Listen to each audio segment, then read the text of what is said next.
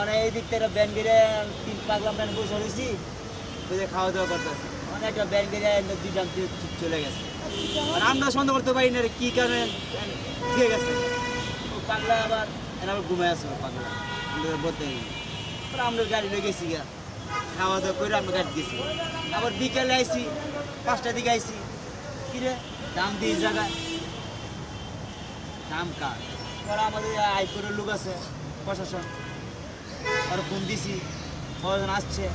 আসার পর আমাদের বলতে খুলো আমরা দামের মুখটা খুলছি খোলার পরে দিয়ে উপরে চাউল উপরে চাউল নিচে দিয়েছে নুন কি এর নিচে আপনি কি কালো পলিটিক এর নিচে কি আপনার আড্ডি মাটি গিলা কলজা মলজা যা আছে সব কিছু পরে সারা বছর বন্ধ করো খোলা দরকার নেই পরে আমাদের সাংবাদিক একটা পুলিশের সাংবাদিক আসছিল ওই আসে খোলো পরে আমরা সব বার করছি আমরা হাত দিয়া সব বার করছি মাথা মাথা পা মা যা আমরা সব দিকে বার করছি আমরা 3 জন লোকের সব বার করছি আমরা হলে আসলে ওই যে আওয়ামী লীগের যে কার্যালয় ছিল আমি জুলাই আগস্টের আহত তো আমরা ওই জায়গায় ছিলাম এবং গণমাধ্যম কর্মীরা ওই জায়গা ছিল এই জায়গা থেকে আমরা ফিরতে নিয়েছিলাম মানে ফেরার সময় এই ঘটনাটা এখানে তো দেখলাম যে আপনার মনে করেন যে আমার প্রাথমিক ধারণা করা হইতেছে যে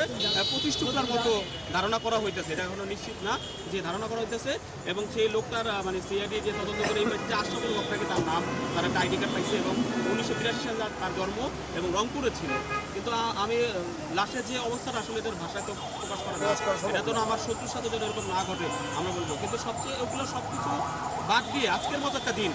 13 তারিখে লকডাউন যে হাসিনারা লকডাউন যে ডাক দিয়েছে আওয়ামী লীগের এইরকম একটা দিনে আমি দেখছি বিজিবি এখানে সিরিয়ালে ছিল ওখানে পুলিশ সিরিয়ালে ছিল এরকম একটা জায়গার ভিতরে এত প্রশাসন থাকার অবস্থায়